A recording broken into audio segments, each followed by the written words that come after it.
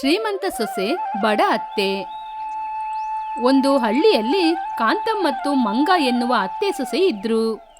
ಇಬ್ಬರು ಎಷ್ಟೊಂದು ಅನ್ಯೋನ್ಯವಾಗಿದ್ದರು ಅಂದ್ರೆ ಕಾಂತಂ ಸೊಸೆಯನ್ನು ತನ್ನ ಮಗಳ ಹಾಗೆ ನೋಡ್ಕೊಳ್ತಿದ್ಲು. ಸುತ್ತಮುತ್ತ ಇರುವ ಜನರು ಇವರನ್ನು ನೋಡಿ ಹೊಟ್ಟೆ ಕಿಚ್ಚು ಪಡ್ತಾ ಇದ್ರು. ಈ ಅತ್ತೆ ಸೊಸೆಗೆ ವಿಪರೀತವಾಗಿ ಹಣದ ಹುಚ್ಚು. ಕಾಂತಂನ ಗಂಡ ಮತ್ತು ಮಗ ಕಷ್ಟಪಟ್ಟು ಹಗಲು ರಾತ್ರಿ ಅಂತ ಹಣ ಸಂಪಾದನೆ ಮಾಡ್ತಿದ್ರೆ ಅತ್ತೆ ಸೊಸೆ ಇಬ್ರು ಧಾರಾಳವಾಗಿ ಖರ್ಚು ಮಾಡ್ತಿದ್ರು. ಕಾಂತಂ ಗಂಡ ರಂಗಯ್ಯ ಏನೂ ಹೇಳೋದಿಲ್ಲ. ಸ್ವಲ್ಪ ಊಟವನ್ನು ಕೂಡ ಅವನು ವ್ಯರ್ಥ ಮಾಡ್ತಿರ್ಲಿಲ್ಲ. ಅತ್ತೆ, ನನಗೆ ಚಿಕನ್ ತಿನ್ಬೇಕು ಅನ್ಸುತ್ತೆ. ಅದೇನಮ್ಮ, ಅಷ್ಟು ದೊಡ್ಡ ವಿಚಾರನ ಫೋನಲ್ಲಿ ಆರ್ಡರ್ ಮಾಡು. ಸರಿ ಅತ್ತೆ, ಒಂದು 6 ಪೀಸ್ ಲಾಲಿಪಾಪ್ಸ್, ಒಂದು 6 ಪೀಸ್ ಫ್ರೈ ಚಿಕನ್, ಸ್ಯಾಂಡ್ವಿಚ್ ಕೂಡ ಹಾಕಮ್ಮ.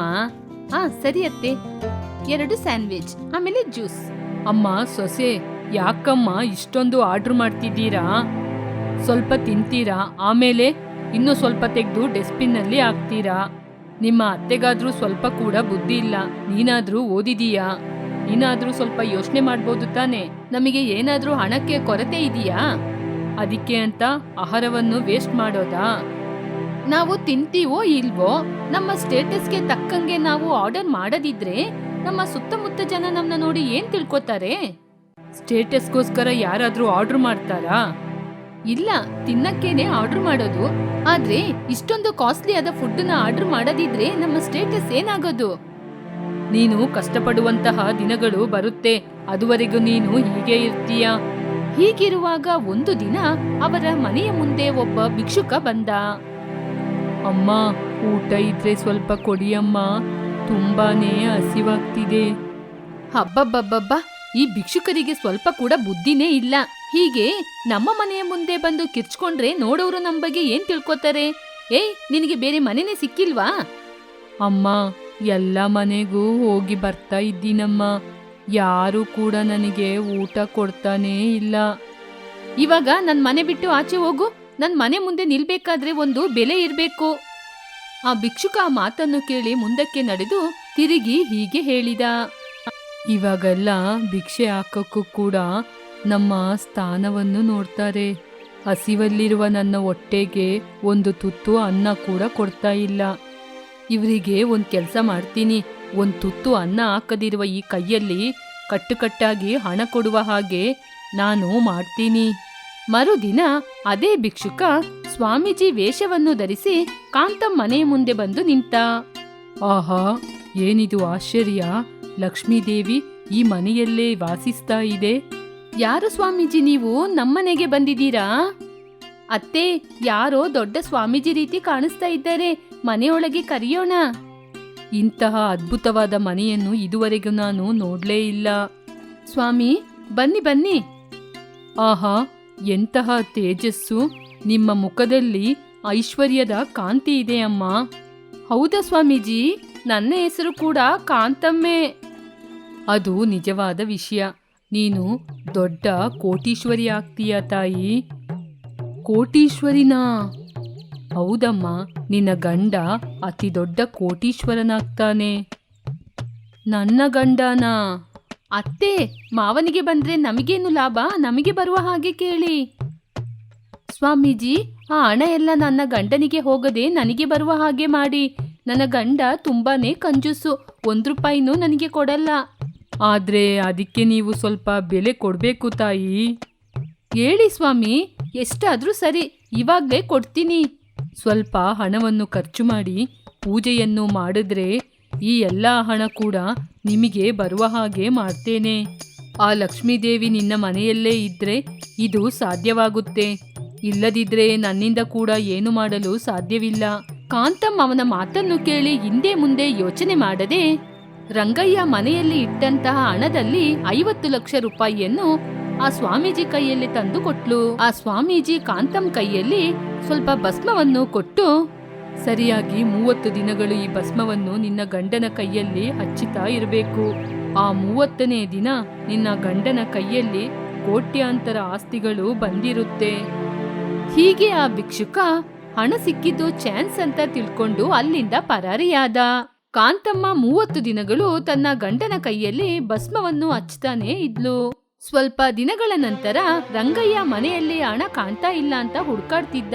ಕಾಂತ, ಮನೆಯಲ್ಲಿ ಇಟ್ಟಿದಂತಹ ಹಣ ಕಾಣ್ತಾ ಇಲ್ಲ, ನೀನು ಅದನ್ನ ನೋಡಿದ್ಯಾ? ಅದು ನನಗೆ ಅವಸರ ಅಂತ ನಾನೇ ಅದನ್ನ ತಗೊಂಡೆ. ಎಷ್ಟು ತಗೊಂಡೆ? ಅಂದ್ರೆ ಒಂದು 50 ಲಕ್ಷ ಅಷ್ಟೇ. ಏನು, 50 ಲಕ್ಷನ? ನಿನಗೆ ಬುದ್ಧಿ ಏನಾದ್ರೂ ಇದೆಯಾ? ಒಂದು 5 ದಿನ ತಡ್ಕೊಳ್ಳಿ, ಆ ದುಡ್ಡಿಗೆ 18 ಪಟ್ಟು ಹಣ ನಮ್ಮ ಮನೆಯ ಮುಂದೆ ಬಂದು ಬೀಳುತ್ತೆ. ಆಗ ನಿಮ್ಗೆ 50 ಲಕ್ಷ ಕೊಡ್ತೀನಿ. ಅಯ್ಯೋ ಹುಚ್ಚು ಹೆಂಗ್ಸೆ, ನಿನ್ನ ಜೊತೆಯಿಂದ ಹಣ ತಗೊಂಡೋದಲ್ಲ ಸ್ವಾಮೀಜಿ, ಅವನು ಕಳ್ಳ ಕಣೆ. ಆ ಹಣವನ್ನು ನಾನು ನನ್ನ ಮಗ ಎಷ್ಟೋ ಕಷ್ಟಪಟ್ಟು ಸಂಪಾದನೆ ಮಾಡಿದ್ದು. ಆ ಹಣದಲ್ಲಿ ನಾವಿಬ್ರು ವ್ಯಾಪಾರ ಮಾಡೋಣ ಅಂತ ಯೋಚನೆ ಮಾಡಿದ್ದೋ. ಆದ್ರೆ ನಾನು ಇನ್ನು ಸ್ವಲ್ಪ ದಿನದಲ್ಲಿ ಕೋಟೀಶ್ವರಿ ಆಗ್ತೀನಲ್ವಾ? ಇನ್ನು ಒಂದು ಮಾತು ಮಾತಾಡಿದ್ರು ಕೂಡ ನಿನ್ನ ಸ್ವಾಮೀಜಿ ಜೊತೆನೆ ಕಳಿಸ್ಬಿಡ್ತೀನಿ. ಆ ಹಣನ ಹೇಗೆ ತರಬೇಕು ಅಂತ ನನಗ್ ಗೊತ್ತು. ಇವಾಗ ನೀನು ಇರುವಂತಹ ಹಣದಲ್ಲಿ ಮನೆಯ ಖರ್ಚುಗಳನ್ನು ನೋಡ್ಕೋ. ಹೀಗೆ ರಂಗಯ್ಯ ಕಾಂತಮ್ಮನ್ನು ಬೈದು ಅಲ್ಲಿಂದ ಹೋದ. ಕಾಂತಮ್ಮ ಮತ್ತು ಮಂಗ ಏನ್ ಮಾಡ್ಬೇಕು ಅಂತ ಗೊತ್ತಿಲ್ಲದೆ ನಿಂತಿದ್ರು. ಅತ್ತೆ, ಹಾಗಾದ್ರೆ ಅವನು ಸುಳ್ಳು ಸ್ವಾಮೀಜಿನಾ? ನೀನೇ ಅಲ್ವಾ ಒಳ್ಳೆ ಪವರ್ಫುಲ್ ಸ್ವಾಮೀಜಿ ಅಂತ ಹೇಳಿದ್ದು? ಆದ್ರೆ ನೀವು 50 ಲಕ್ಷ ರೂಪಾಯಿನ ಅವನಿಗೆ ಕೊಟ್ಟಿಲ್ವಾ? ನೀವು ಕೊಡುವಾಗ ನನ್ ಜೊತೆ ಒಂದ್ ಮಾತಾದ್ರೂ ಕೇಳಿದ್ರಾ? ಸರಿ ಕಣೆ, ಇವಾಗ ನಾವಿಬ್ರು ಜಗಳ ಮಾಡಿ ಏನ್ ಪ್ರಯೋಜನ? ಇನ್ ಮುಂದೆ ಅನವಶ್ಯಕವಾಗಿ ಖರ್ಚು ಮಾಡಿದ್ರೆ ನಮಗೆ ಕಷ್ಟ. ಈ ವಿಷಯ ಹೊರಗೆ ಯಾರಿಗೂ ಗೊತ್ತಾಗದ ಹಾಗೆ ನೋಡ್ಬೇಕು, ಇಲ್ಲದಿದ್ರೆ ನಮ್ಮ ಮರ್ಯಾದೆನೇ ಹೋಗ್ಬಿಡುತ್ತೆ. ಅದು ನೀವು ನನಗೆ ಹೇಳ್ಬೇಕಾ? ನಾನ್ ಯಾಕತ್ತೆ ಹೇಳ್ತೀನಿ? ಅಂದಿನಿಂದ ಅವರಿಗೆ ಕಷ್ಟ ಕೂಡ ಜಾಸ್ತಿ ಆಯಿತು. ತಿನ್ನಕ್ಕೂ ಕೂಡ ಏನೂ ಇಲ್ಲದೆ ಇರುವುದರಲ್ಲಿ ಹಂಚಿಕೊಂಡು ಊಟ ಮಾಡ್ತಿದ್ರು. ಹೊರಗಿನಿಂದ ಊಟವನ್ನು ಆರ್ಡರ್ ಮಾಡ್ಲಿಕ್ಕೆ ಕೂಡ ರಂಗಯ್ಯ ಒಪ್ತಾನೆ ಇರ್ಲಿಲ್ಲ. ಹೀಗೆ ಮನೆಯಲ್ಲಿರುವ ಊಟವನ್ನು ಮಾಡಕ್ಕಾಗದೆ ಅರ್ಧ ಹೊಟ್ಟೆಯಲ್ಲೇ ಮಲಗ್ತಾ ಇದ್ರು ಅತ್ತೆ ಸೊಸೆಯಂದಿರು. ಹಸಿವಲ್ಲಿ ಇಬ್ಬರಿಗೂ ಕಣ್ಣು ಮಂಕಾಗ್ತಿತ್ತು. ಮಂಗ, ಇವಾಗ ಊಟದ ಬಗ್ಗೆ ನನಗೆ ಅರಿವಾಯ್ತು ಕಣೆ. ಊಟ ಇರುವಾಗ ತಿನ್ನದೆ ಎಷ್ಟೋ ಊಟನ ಬಿಸಾಡ್ತಾ ಇದ್ದೋ, ಇವಾಗ ಊಟಕ್ಕೋಸ್ಕರ ಎಷ್ಟು ಕಷ್ಟಪಡ್ತಿದ್ದೀವಿ. ಹೌದು ಅತ್ತೆ, ಹಸಿವಂದ್ರೆ ಹೀಗೆ ಇರುತ್ತಾ? ಇದುವರೆಗೂ ಹಸಿವು ಅಂದ್ರೆ ಹೇಗಿರುತ್ತೆ ಅಂತನೂ ನಂಗೆ ಗೊತ್ತಿರ್ಲಿಲ್ಲ. ಇವಾಗನೇ ನನ್ಗೂ ಕೂಡ ಬುದ್ಧಿ ಬಂತು. ಇಂದಿನಿಂದ ನಾವು ಸರಿಯಾಗಿದ್ರೆ ಅದೇ ನಮ್ಗೆ ಒಳ್ಳೇದು. ಮತ್ತೊಂದು ಕಡೆ ಅದೇ ಭಿಕ್ಷುಕ ಮನೆಯ ಮುಂದೆ ಬಂದು ನಿಂತ. ಇವಾಗ ಇವರಿಬ್ರಿಗೂ ಒಳ್ಳೆ ಬುದ್ಧಿ ಬಂತು. ಇವಾಗ ಇವ್ರ ಮುಖನ ನೋಡ್ಬೇಕು. ಅಮ್ಮ, ಸ್ವಲ್ಪ ಊಟ ಇದ್ರೆ ಕೊಡಿ ಅಮ್ಮ. ಅತ್ತೆ, ಮನೇಲಿ ಸ್ವಲ್ಪ ಊಟ ಇದೆ ಅಲ್ಲ, ಅದು ಅವನಿಗೆ ಕೊಡಿ, ಅವನಿಗೂ ಕೂಡ ಹಸಿವಾಗುತ್ತೆ ಅಲ್ವಾ? ನಿಜ ಮಂಗ, ಇವಾಗ್ಲೇ ಹೋಗಿ ಕೊಡ್ತೀನಿ. ಹಾಗೆ ಹೇಳಿ ಕಾಂತ ಊಟವನ್ನು ಭಿಕ್ಷುಕನಿಗೆ ಕೊಟ್ಲು. ಅದನ್ನು ನೋಡಿ ಅವನು ಆಶ್ಚರ್ಯಪಟ್ಟ. ಅಮ್ಮ, ಕಳೆದ ಸಲ ಬಂದಾಗ ಪ್ರೆಸ್ಟೀಜು, ಸ್ಟೇಟಸ್ಸು ಹಾಗೆ ಹೇಳಿದ್ರಿ, ಇವಾಗ ನನ್ಗೆ ಊಟ ಕೊಟ್ರಲ್ಲ, ಹೇಗೆ? ಆವಾಗ ನಮ್ಗೆ ಹಸಿವಂದ್ರೆ ಏನು ಅಂತಾನೆ ಗೊತ್ತಾಗಿರ್ಲಿಲ್ಲ. ಇವಾಗ ಅದು ಹೇಗಿರುತ್ತೆ ಅಂತ ನಮಗ್ ಗೊತ್ತಾಯ್ತು. ಅದಕ್ಕೇನೆ ನಿನಗೂ ಕೂಡ ಊಟ ಕೊಟ್ಟಿದ್ದು. ಬರ್ತಾ ಇರು, ಏನಿದೆಯೋ ಅದನ್ನ ಕೊಡ್ತೀನಿ. ಹಾಗೆ ಹೇಳಿ ಕಾಂತ ಮನೆಯೊಳಗೆ ಹೋದ್ಲು. ಹಣ ಇರುವಾಗ ಹಸಿವಿನ ಬೆಲೆ ಗೊತ್ತಿಲ್ಲದೆ ದುರಂಕಾರದಿಂದ ಮಾತಾಡಿದ್ರು. ಇವಾಗ ಹಸಿವಿನ ಬಗ್ಗೆ ತಿಳಿದ ಹಾಗೆ ನನ್ನ ಹಸಿವು ಕೂಡ ಅವರಿಗೆ ಗೊತ್ತಾಯ್ತು. ಯಾರಿಗಾದ್ರೂ ಯಾವಾಗ್ಲೂ ಅವರವರಿಗೆ ಕಷ್ಟ ಬಂದಾಗ ಮಾತ್ರ ಅರ್ಥ ಆಗೋದು. ನನಗೆ ಇವಾಗ ಈ ಹಣದ ಅವಶ್ಯಕತೆ ಇಲ್ಲ. ಹಾಗೆ ಹೇಳಿ ಆ ಭಿಕ್ಷುಕ ಹಣದ ಮೂಟೆಯನ್ನು ಕಾಂತಂ ಮನೆ ಮುಂದೆ ಇಟ್ಟು ಹೊರಟೋದ. ಕಾಂತಂ ಏನೋ ಕೆಲಸದ ಮೇಲೆ ಹೊರಗೆ ಬಂದು ನೋಡಿದಾಗ ಅಲ್ಲಿ ಹಣದ ಮೂಟೆಯನ್ನು ಕಂಡು, ಅಪ್ಪ ದೇವ್ರೇ, ಮಂಗ ಮಂಗ, ನಮ್ಮ ಹಣ ಬಂತು ಕಣೆ. ಏನಾಯ್ತತ್ತೆ? ಯಾಕೆ ಬೊಬ್ಬೆ ಆಗ್ತಿದ್ದೀರಾ? ನಮ್ಮ 50 ಲಕ್ಷ ಕಣೆ, ನಾವು ಸ್ವಾಮೀಜಿಗೆ ಕೊಟ್ಟಂತಹ ನಮ್ಮ 50 ಲಕ್ಷ ಈ ಬ್ಯಾಗಲ್ಲಿದೆ ನೋಡು. ಅತ್ತೆ, ಒಂದು ವೇಳೆ ಆ ಲಕ್ಷ್ಮೀ ದೇವಿನೇ ನಮಗೆ ಬುದ್ಧಿ ಬರ್ಲಿಕ್ಕೆ ಈ ಭಿಕ್ಷುಕನ ರೂಪದಲ್ಲಿ ಬಂದಿರ್ಬೇಕು. ನಿಜನೇ ಕಣೆ, ಅದಕ್ಕೇನೆ ಧರ್ಮ ಮಾಡೋದು ದೈವದ ಕೆಲಸ ಅನ್ನೋದು. ಇನ್ಮುಂದೆ ಯಾವ ಭಿಕ್ಷುಕರನ್ನು ಕೀಳಾಗಿ ನೋಡೋದಿಲ್ಲ. ಹೌದತ್ತೆ, ಇನ್ಮುಂದೆ ಊಟವನ್ನು ಕೂಡ ನಾವು ವ್ಯರ್ಥ ಮಾಡಬಾರ್ದು. ಊಟ ಇಲ್ಲದಾಗನೇ ನಮಗೆ ಅದು ಗೊತ್ತಾಗಿದ್ದು. ರಾಮಾಪುರದಲ್ಲಿ ಕಾಂತಮ್ಮ ವೀರಯ್ಯ ಎನ್ನುವ ದಂಪತಿಗಳು ಇದ್ರು. ಅವರಿಗೆ ರವಿ ಎನ್ನುವ ಮಗನಿದ್ದ. ವೀರಯ್ಯ ಅದೇ ಊರಲ್ಲಿ ಒಂದು ಸಣ್ಣ ಟಿಫಿನ್ ಅಂಗಡಿಯನ್ನು ಹಾಕೊಂಡು ವ್ಯಾಪಾರ ಮಾಡ್ತಿದ್ದ. ಅವನು ಅದರಲ್ಲಿ ಬರುವ ಹಣದಿಂದ ತನ್ನ ಕುಟುಂಬವನ್ನು ನಡೆಸ್ತಾ ಇದ್ದ. ರವಿ ಕೂಡ ತನ್ನ ತಂದೆಯ ಜೊತೆಯಲ್ಲೇ ಆ ಟಿಫಿನ್ ಅಂಗಡಿಯಲ್ಲಿ ಕೆಲಸ ಮಾಡ್ಕೊಂಡಿದ್ದ. ಒಂದು ದಿನ ಕಾಂತಮ್ಮ, ಏನ್ರಿ, ಯಾಕೋ ಬೇಜಾರಲ್ಲಿದ್ದೀರಾ? ಯಾಕೆ, ಏನಾಯ್ತು? ನಮ್ಮ ಮಗನ್ ಬಗ್ಗೆನೇ ಯೋಚನೆ ಮಾಡ್ತಾ ಇದ್ದೀನಿ. ನಮಗೂ ಕೂಡ ವಯಸ್ಸಾಗ್ತಿದೆ ಅಲ್ವಾ. ಈ ಮಧ್ಯೆ ಆ ಟಿಫಿನ್ ಅಂಗಡಿಯಲ್ಲಿ ಸರಿಯಾಗಿ ಕೆಲಸ ಕೂಡ ನನ್ನಿಂದ ಮಾಡಕ್ಕಾಗ್ತಿಲ್ಲ. ಅವನಾದ್ರೂ ಏನಾದ್ರೂ ಕೆಲಸ ಕಲ್ತ್ಕೊಂಡು ಕೆಲಸ ಮಾಡ್ತಾನೆ ಅಂದ್ರೆ ಅವನು ಏನ್ ಕೂಡ ಲಾಭನೇ ಇಲ್ಲ. ಅವನು ಕೆಲಸ ಚೆನ್ನಾಗೇ ಮಾಡ್ತಾನೆ ಅಲ್ವರಿ. ಮನೇಲಿ ಕೂಡ ನಾನು ಹೇಳೋ ಕೆಲ್ಸನೆಲ್ಲ ಮಾಡ್ತಾನೆ. ಅವನಿಗೆ ಇಡ್ಲಿ ಮಾಡಕ್ಕೆ, ದೋಸೆ ಮಾಡಕ್ಕೆ, ಹಾಗೇನೆ ಚಟ್ನಿ ಮಾಡಕ್ ಕೂಡ ಗೊತ್ತು. ಆದ್ರೆ ನೀವ್ಯಾಕೆ ಹೀಗೆ ಹೇಳ್ತಾ ಇದ್ದೀರಾ? ಅದನ್ನೆಲ್ಲ ಮನೆಯಲ್ಲೇ ಮಾಡ್ಬೋದು, ಟಿಫನ್ ಅಂಗಡಿಯಲ್ಲಿ ಅಲ್ಲ. ಇವಾಗ್ಲೇ ನಾವು ಕಷ್ಟಪಟ್ಟು ಕೆಲಸ ಮಾಡದಿದ್ರೆ ಮುಂದೆ ನಮಗೆ ತುಂಬಾನೇ ಕಷ್ಟ ಬರುತ್ತೆ. ಲಾಭನೂ ಯಾವುದು ಸಿಗದಿಲ್ಲ. ಮಾಡುವ ಕೆಲಸದಲ್ಲಿ ನಮ್ಗೆ ಲಾಸ್ ಮಾತ್ರ ಆಗ್ಬಾರ್ದು. ತುಂಬಾ ಕಷ್ಟಪಟ್ಟು ಕೆಲಸ ಮಾಡಿದ್ರೆ ಮಾತ್ರ ನಮಗೆ ಅದರಲ್ಲಿ ಲಾಭನ ಪಡೆಯಕ್ಕಾಗೋದು. ಇದೆಲ್ಲ ನಿನ್ ಮಗನಿಗೆ ಗೊತ್ತೇ ಆಗೋದಿಲ್ಲ. ಇವಾಗ ಏನ್ ಮಾಡೋದಿರಿ? ನೀವು ಏನ್ ಮಾಡ್ಬೇಕು ಅಂತಿದ್ದೀರಾ? ನಾನು ಕಷ್ಟಪಟ್ಟು ಕೆಲಸ ಮಾಡಿ ಮಾಡಿ ಇವಾಗ ತುಂಬಾನೇ ಸುಸ್ತಾಗಿದ್ದೀನಿ. ಅವತ್ ಮಾಡಿದ ಹಾಗೆ ಇವಾಗೆಲ್ಲ ನನಗೆ ಕೆಲಸ ಮಾಡಕ್ಕಾಗ್ತಾನೇ ಇಲ್ಲ. ಅಯ್ಯೋ, ಅದಕ್ಕೇನು, ನಾನಿವಾಗ ಕೆಲಸ ಮಾಡ್ತೀನಿ. ಇಲ್ಲ ಕಣೆ, ನಾನು ಕೆಲಸ ಮಾಡುವ ಸ್ಥಳಕ್ಕೆ ನಿನ್ನ ನಾನು ಕರ್ಕೊಂಡೋಗೋದಿಲ್ಲ.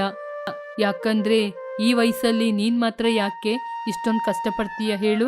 ಒಂದು ಕೆಲಸ ಮಾಡೋಣ, ನಮ್ಮ ಟಿಫಿನ್ ಸೆಂಟರ್ನ ರವಿಗೇನೆ ಬಿಟ್ಬಿಡೋಣ. ಸ್ವಲ್ಪ ದಿನ ಕೊಡೋಣ, ಅವನದ್ರಲ್ಲಿ ಏನ್ ಕೆಲಸ ಮಾಡ್ತಾನೆ ಅಂತ ನಾವು ನೋಡೋಣ. ನೀನು ಹೋಗಿ ಅವನ್ನ ಬರ್ಲಿಕ್ಕೇಳು. ಸರಿ ರೀ. ಹಾಗೆ ಹೇಳಿದ ತಕ್ಷಣ ಕಾಂತಮ್ಮ ಹೋಗಿ ಪಕ್ಕದ ರೂಮಲ್ಲಿದ್ದ ರವಿನ ಕರ್ಕೊಬಂದ್ರು. ರವಿ ತನ್ನ ತಂದೆಯಾದ ವೀರಯ್ಯನ ಬಳಿ ಬಂದ. ಏನಪ್ಪ, ನನ್ನ ಕರೆದ್ರಿ? ಏನ್ ವಿಷಯ? ಏನಾದ್ರೂ ಮುಖ್ಯವಾದ ವಿಷಯ ಹೇಳ್ಬೇಕಾಗಿತ್ತಾ? ಹೌದು ಕಣೋ, ಇನ್ ಮುಂದೆ ನಾನು ಟಿಫಿನ್ ಅಂಗಡಿಗೆ ಬರೋದಿಲ್ಲ. ನಾಳೆಯಿಂದ ನೀನೇ ಟಿಫಿನ್ ಅಂಗಡಿನ ನೋಡ್ಕೋಬೇಕು. ಹುಷಾರಾಗಿ ನೋಡ್ಕೋ. ಸ್ವಲ್ಪ ದಿನ ನೀನೇ ಟಿಫಿನ್ ಅಂಗಡಿನ ನೋಡ್ಕೋಬೇಕು. ಆಯ್ತಪ್ಪ, ಸ್ವಲ್ಪ ದಿನ ತಾನೇ, ನಾನೇ ನೋಡ್ಕೋತೀನಿ, ನೀವೇನು ಚಿಂತೆ ಮಾಡ್ಬೇಡಿ. ಹಾಗೆ ಹೇಳಿ ಧೈರ್ಯದಿಂದ ರವಿ ಅಲ್ಲಿಂದ ಹೊರಟೋದ. ಮರುದಿನದಿಂದ ರವಿ ಬೇಗನೆ ಎದ್ದು ತನ್ನ ಟಿಫಿನ್ ಅಂಗಡಿಗೆ ಹೋಗಿ ಕೆಲಸವನ್ನು ಮಾಡ್ತಾ ಇದ್ದ. ಆದ್ರೆ ಅಲ್ಲಿಗೆ ಯಾರು ಕೂಡ ಬರ್ಲಿಲ್ಲ. ದಿನದಿಂದ ದಿನಕ್ಕೆ ರವಿಯ ಟಿಫಿನ್ ಅಂಗಡಿಯಲ್ಲಿ ವ್ಯಾಪಾರ ಕಡಿಮೆನೆ ಆಗ್ತಾ ಇತ್ತು. ರವಿ ಟಿಫಿನ್ ಅಂಗಡಿ ಮಾಡುವ ಸ್ಥಳದಲ್ಲೇ ಇನ್ನೊಂದು ಟಿಫಿನ್ ಅಂಗಡಿಯನ್ನು ಬೇರೆಯವರು ಓಪನ್ ಮಾಡಿ ವಿಧ ವಿಧವಾದ ಟಿಫಿನ್ ಅನ್ನು ಮಾಡ್ತಾ ಇದ್ರು. ಜನರೆಲ್ಲರೂ ರವಿಯ ಟಿಫಿನ್ ಅಂಗಡಿಗೆ ಬರದೆ ಪಕ್ಕದಲ್ಲಿರುವ ಹೊಸ ಟಿಫಿನ್ ಅಂಗಡಿಗೆ ಹೋಗ್ತಾ ಇದ್ರು. ಅದರಿಂದ ರವಿಗೆ ಬರುವಂತಹ ಆದಾಯ ಕಡಿಮೆಯಾಯಿತು. ಆ ದಿನ ರಾತ್ರಿ ಮನೆಗೆ ಬಂದು ತನ್ನ ತಂದೆಯ ಮುಂದೆ ತಲೆ ತಗ್ಗಿಸಿ ನಿಂತ. ಅಪ್ಪ, ಅದು ನನಗೆ ಗೊತ್ತು ಕಣೋ, ನೀನು ತಲೆ ತಗ್ಗಿಸಿ ನಿಲ್ಲುವಂತಹ ಅವಶ್ಯಕತೆ ಇಲ್ಲ. ನಾವು ಮಾಡುವಂತಹ ವ್ಯಾಪಾರ ಪೈಪೋಟಿ ಆಗಿದೆ, ಆದಾಯ ಕಡಿಮೆ ಆಗಿದೆ, ಅಷ್ಟೇ ತಾನೇ? ಹೌದಪ್ಪ, ನಮಗೆ ಪೈಪೋಟಿಯಾಗಿ ಬೇರೆಯವರು ಕೂಡ ವ್ಯಾಪಾರವನ್ನು ಆರಂಭಿಸಿದ್ದಾರೆ. ಜನರೆಲ್ಲ ಅವರ ಹೋಟ್ಲಿಗೆ ಹೋಗ್ತಿದ್ದಾರೆ. ನಮ್ಮ ಅಂಗಡಿಗೆ ಯಾರು ಕೂಡ ಬರ್ತಾ ಇಲ್ಲ. ನಾನ್ ಕೂಡ ಅಲ್ಲಿ ಹೋಗಿ ನೋಡ್ದೇರಿ. ಅಬ್ಬಬ್ಬಾ, ಎಷ್ಟು ಜನ ಅಲ್ಲಿ ತುಂಬಿಕೊಂಡಿದ್ದಾರೆ.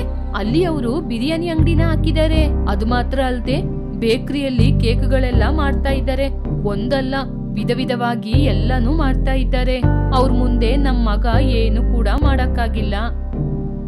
ಅದಕ್ಕೆ ಇವಾಗ ಏನ್ ಮಾಡ್ಬೇಕು ಅಂತ ಹೇಳ್ತಾ ಇದ್ದೀರಾ? ನಮ್ಮ ಟಿಫಿನ್ ಸೆಂಟರ್ನ ಮುಚ್ಚಿ ಬರ್ಬೇಕು ಅಂತನಾ?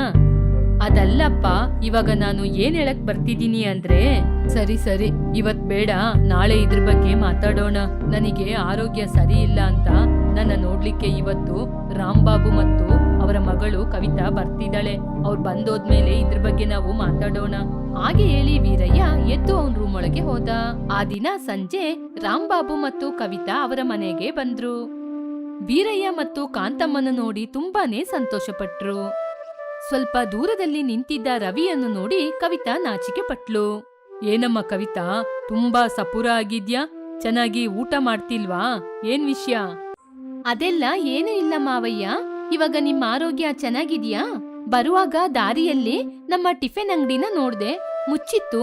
ಪಕ್ಕದಲ್ಲೆಲ್ಲ ತುಂಬಾ ಶಾಪುಗಳು ಓಪನ್ ಆಗಿದೆ. ಹೌದಲ್ವಾ ಮಾವಯ್ಯ? ಹೌದಮ್ಮ, ಇವಾಗ ಎಲ್ಲ ಕೆಲ್ಸದಲ್ಲಿ ಪೈಪೋಟಿಗಳು ಇದ್ದೇ ಇರುತ್ತೆ. ಸ್ವಲ್ಪ ಪ್ರಯತ್ನ ಜಾಸ್ತಿ ಹಾಕ್ಬೇಕು.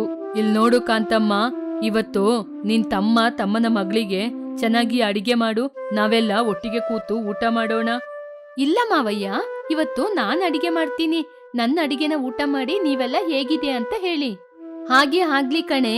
ಇವತ್ ನೀನ್ ಬರ್ತೀಯ ಅಂತ ನಿನ್ ಮಾವ ನಿನ್ಗೋಸ್ಕರ ಚಿಕನ್ ತಂದಿದ್ದಾನೆ. ಕಾಂತಮ್ಮನ ಮಾತಿಗೆ ಮತ್ತೊಮ್ಮೆ ಕವಿತಾ ನಾಚಿಕೆ ಪಟ್ಟು ತನ್ನ ಮಾವನಾದ ರವಿನ ನೋಡಿದ್ಲು. ಹೀಗೆ ಕಾಂತಮ್ಮ ಮತ್ತು ಕವಿತಾ ಅಡುಗೆ ಮಾಡ್ಲಿಕ್ಕೆ ಅಂತ ಅಡುಗೆ ಮನೆಯೊಳಗೆ ಹೋದ್ರು. ಆಗ ಅಲ್ಲಿ ಅಡುಗೆ ಮನೆಯಲ್ಲಿ ಕುಂಬಳಕಾಯಿ ಇತ್ತು. ಅದರ ಪಕ್ಕದಲ್ಲೇ ರವಿ ತಂದಿದ್ದ ಚಿಕನ್ ಕೂಡ ಇತ್ತು. ಅದನ್ನು ನೋಡಿದ ಕವಿತಾಳಿಗೆ ಒಂದು ಡಿಫ್ರೆಂಟ್ ಆದ ಅಡುಗೆ ಮಾಡ್ಬೇಕು ಅನ್ನಿಸಿತು. ಏನೇನು ಅಡಿಗೆ ಮಾಡ್ಬೇಕು ಅಂತಿದ್ದೀಯಮ್ಮ? ಅತ್ತೆ, ಇವತ್ತು ನಾನು ಸ್ಪೆಷಲ್ ಆಗಿ ಕುಂಬಳಕಾಯಿ ಚಿಕನ್ ಮಾಡ್ತೀನಿ. ಚಿಕನ್ ಬಿರಿಯಾನಿ ಮಾಡ್ತಾರೆ, ಆದ್ರೆ ಕುಂಬಳಕಾಯಿ ಚಿಕನ್ ಅಂದ್ರೆ ಏನೇ? ಕೇಳಲಿಕ್ಕೇನೆ ತುಂಬಾ ಚೆನ್ನಾಗಿದೆ ಅಲ್ವಾ? ಇವತ್ತು ಅದ್ನನೇ ಮಾಡ್ತೀನಿ ನೋಡಿ. ನಿನ್ನ ಮಾವನಿಗೆ ಇದೆಲ್ಲ ಇಷ್ಟ ಆಗೋದಿಲ್ಲ ಕಣೆ. ರವಿ ಕೂಡ ತಿಂತಾನೋ ಇಲ್ವೋ ಅಂತ ಗೊತ್ತಿಲ್ಲ. ಹಬ್ಬಬ್ಬಾ, ನೀವೇನು ಅದ್ರ ಬಗ್ಗೆ ಚಿಂತೆ ಮಾಡ್ಬೇಡಿ. ನಾನ್ ಏನ್ ಮಾಡ್ತೀನೋ ಅದು ಭಾವನಿಗೆ ಖಂಡಿತ ಇಷ್ಟ ಆಗುತ್ತೆ. ಇವಾಗ ದೊಡ್ಡ ಮಾವನ್ ಬಗ್ಗೆ ಹೇಳ್ತೀರಾ? ಅವರಿಗೂ ಕೂಡ ನಾನ್ ಮಾಡಿರುವ ಅಡಿಗೆನ ತಿನ್ನಿಸ್ತೀನಿ ನೋಡಿ. ಹೀಗೆ ಕವಿತಾ ಕುಂಬಳಕಾಯಿಯಲ್ಲಿ ಚಿಕನ್ ಅನ್ನು ಮಾಡಿದ್ಲು. ಎಲ್ಲರೂ ಊಟಕ್ಕೆ ಕೂತ್ಕೊಂಡ್ರು. ಕವಿತಾ ಎಲ್ಲರಿಗೂ ಊಟವನ್ನು ಬಡಿಸಿದ್ಲು. ರವಿಗೆ ಮಾತ್ರ ತುಂಬಾನೇ ಹಾಕಿ ಕೊಟ್ಟಿದ್ಲು. ಅದೇನಮ್ಮ, ರವಿಗೆ ಮಾತ್ರ ಅಷ್ಟೊಂದು ಹಾಕಿ ಕೊಟ್ಟಿದೀಯಾ? ಅವನು ಅಷ್ಟೆಲ್ಲ ತಿನ್ನದಿಲ್ಲ ಕಣೆ. ಇವಾಗ ತಿಂತಿದ್ದಾರೆ ಅಲ್ಲತ್ತೆ. ಕವಿತಾ ಮಾತಿಗೆ ಯಾರು ಕೂಡ ಮಾತಾಡ್ಲಿಲ್ಲ. ಹೀಗೆ ಯಾರು ಕೂಡ ಮಾತನಾಡದೆ ಕವಿತಾ ಮಾಡಿರುವ ಅಡಿಗೆಯನ್ನು ತಿಂತಾ ಇದ್ರು. ರವಿ ಕೂಡ ಊಟವನ್ನು ತುಂಬಾ ಚೆನ್ನಾಗಿ ಮಾಡ್ತಾ ಇದ್ದ. ಇನ್ನು ಬೇಕು ಬೇಕು ಅನ್ನುವ ಹಾಗೆ ಎಲ್ಲರೂ ತುಂಬಾ ಚೆನ್ನಾಗಿ ಮಾಡಿರುವ ಕುಂಬಳಕಾಯಿ ಚಿಕನ್ ಅನ್ನು ತಿಂತಾ ಇದ್ರು. ಅಬ್ಬಾ, ಈ ರೀತಿ ಚಿಕನ್ ಅನ್ನು ಇದುವರೆಗೂ ನಾನು ತಿಂದೇ ಇಲ್ಲಮ್ಮ. ನೀನ್ ಮಾಡಿರುವ ಚಿಕನ್ ತುಂಬಾನೇ ಅದ್ಭುತವಾಗಿದೆ. ಅದೇನೋ ನಿಜ ಕಣ್ರಿ, ತುಂಬಾ ಚೆನ್ನಾಗಿ ಮಾಡಿದಾಳೆ. ಅಪ್ಪ ರವಿ, ನೀನೇನಪ್ಪ ಹೇಳ್ತಾ ಇದ್ದೀಯಾ? ಇಲ್ಲಿ ನೋಡಮ್ಮ, ನಾನು ಕವಿತಾ ಇಷ್ಟಪಟ್ಟಿದ್ದೀವಿ. ನೀವು ನಮ್ಮಿಬ್ರಿಗೆ ಮದ್ವೆ ಮಾಡಿದ್ರೆ ಮದ್ವೆ ಆದ್ಮೇಲೆ ನಾನು ಕವಿತಾ ನೀನು 3 ಜನ ಸೇರಿ ಟಿಫಿನ್ ಅಂಗಡಿನ ನೋಡ್ಕೊಳ್ಳೋಣ. ಹಾಗೆ ಹೇಳಿ ರವಿ ಊಟ ಮಾಡಿ ನಾಚಿಕೆಯಿಂದ ಅಲ್ಲಿಂದ ಎದ್ದು ಹೋದ. ಅವನ ಮಾತನ್ನು ಕೇಳಿ ಕವಿತಾ ಕೂಡ ನಗುತ್ತಾ ಅಲ್ಲಿಂದ ಎದ್ದು ಹೋದ್ಲು. ರವಿ ಕವಿತಾಳನ್ನು ನೋಡಿ ವೀರಯ್ಯ, ರಾಂಬಾಬು ಹಾಗೇನೆ ಕಾಂತಮ್ಮ ಎಲ್ಲರೂ ನಗುತ್ತಾ ಊಟ ಮಾಡ್ತಿದ್ರು. ಆ ನಂತರ ಒಂದು ಒಳ್ಳೆ ಮುಹೂರ್ತ ದಿನ ನೋಡಿ ಅವರಿಬ್ಬರಿಗೂ ಮದುವೆಯನ್ನು ಮಾಡಿದ್ರು. ಕವಿತಾ ಮನೆಗೆ ಬಂದ ಅದೃಷ್ಟ ಆ ಮನೆ ತುಂಬಾನೇ ಸಂತೋಷದಿಂದ ಇತ್ತು. ವೀರಯ್ಯ, ಕಾಂತಮ್ಮ ತುಂಬಾ ಸಂತೋಷದಿಂದ ಇದ್ರು. ಮದುವೆಯಾಗಿ 1 ವಾರದಲ್ಲೇ ಎಲ್ಲಾ ಕಡೆಯಲ್ಲೂ ಆ ಮನೆಯಲ್ಲಿ ಸಂತೋಷನೇ ತುಂಬಿತ್ತು. ಹೀಗೆ 1 ವಾರದ ಬಳಿಕ ರವಿ ಟಿಫಿನ್ ಅಂಗಡಿಗೆ ಹೋದ. ಕವಿತಾ, ನಾನು ಹೋಗಿ ಬರ್ತೀನಿ. ನಾನ್ ಕೂಡ ಅಂಗಡಿಗೆ ಬರ್ತೀನಿ ರೀ. ಸ್ವಲ್ಪ ದಿನ ಮನೆಯಲ್ಲೇ ಇರ್ಬೋದಲ್ವಾ? ಅಷ್ಟ್ರಲ್ಲಿ ಟಿಫಿನ್ ಅಂಗಡಿಗೆ ಬರ್ಬೇಕಾದ ಅವಶ್ಯಕತೆ ಏನಿದೆ? ಇವಾಗ ಆ ವ್ಯಾಪಾರ ನಂದು. ಅಲ್ಲಿ ಬಂದು ನಮ್ಮ ಹೋಟೆಲ್ ಬಿಸ್ನೆಸ್ ನ ಫೇಮಸ್ ಮಾಡ್ತೀನಿ. ನೀವು ಸುಮ್ನೆ ಅಂಗಡಿಯಲ್ಲಿ ಕೂತ್ಕೊಳ್ಳಿ ಸಾಕು. ನಾನು ಅಂಗಡಿನ ಚೆನ್ನಾಗ್ ಮಾಡ್ತೀನಿ ನೋಡಿ. ಸರಿ, ಹಾಗಾದ್ರೆ ಹೊರಡು. ಹೀಗೆ ರವಿ ಸಂತೋಷದಿಂದ ತಾನು ಮುಚ್ಚಿರುವ ಟಿಫಿನ್ ಸೆಂಟರ್ ಅನ್ನು ಓಪನ್ ಮಾಡ್ದ. ಸುತ್ತಮುತ್ತ ತುಂಬಾನೇ ಅಂಗಡಿಗಳಿತ್ತು.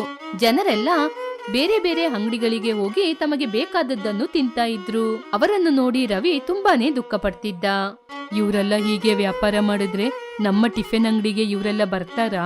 ಇವಾಗ ನಾವು ಟಿಫಿನ್ ಅಂಗಡಿನ ಹಾಕೋದಿಲ್ಲ, ಕುಂಬಳಕಾಯಲ್ಲಿ ಚಿಕನ್ ಮಾಡೋಣ. ಇವರೆಲ್ಲ ಹೇಗೆ ಬರೋದಿಲ್ಲ ಅಂತ ನಾನ್ ನೋಡ್ತೀನಿ. ಹಾಗೆ ಹೇಳಿ ಕವಿತಾ ಕೆಲಸವನ್ನು ಆರಂಭಿಸಿದ್ಲು. ರವಿ ಕೂಡ ಬೋರ್ಡ್ ಅನ್ನು ಕೂಡ ಬದಲಾಯಿಸಿದ. ಸ್ವಲ್ಪ ಸಮಯದಲ್ಲೇ ಘಮಘಮವಾದ ಕುಂಬಳಕಾಯಿ ಚಿಕನ್ ತಯಾರಾಯಿತು. ಕವಿತಾ ಮಾಡಿರುವ ಚಿಕನ್ ನಿಂದ ಬಂದಂತಹ ವಾಸನೆ ತುಂಬಾನೇ ಅದ್ಭುತವಾಗಿತ್ತು. ಸುತ್ತಮುತ್ತ ಇರುವವರನ್ನು ಅದು ಆಕರ್ಷಣೆ ಮಾಡಿತು. ನಿಧಾನವಾಗಿ ರವಿಯ ಅಂಗಡಿಗೆ ಬಂದು ಕುಂಬಳಕಾಯಿ ಚಿಕನ್ ಅನ್ನು ತಗೊಂಡು ತಿಂತಾ ಇದ್ರು.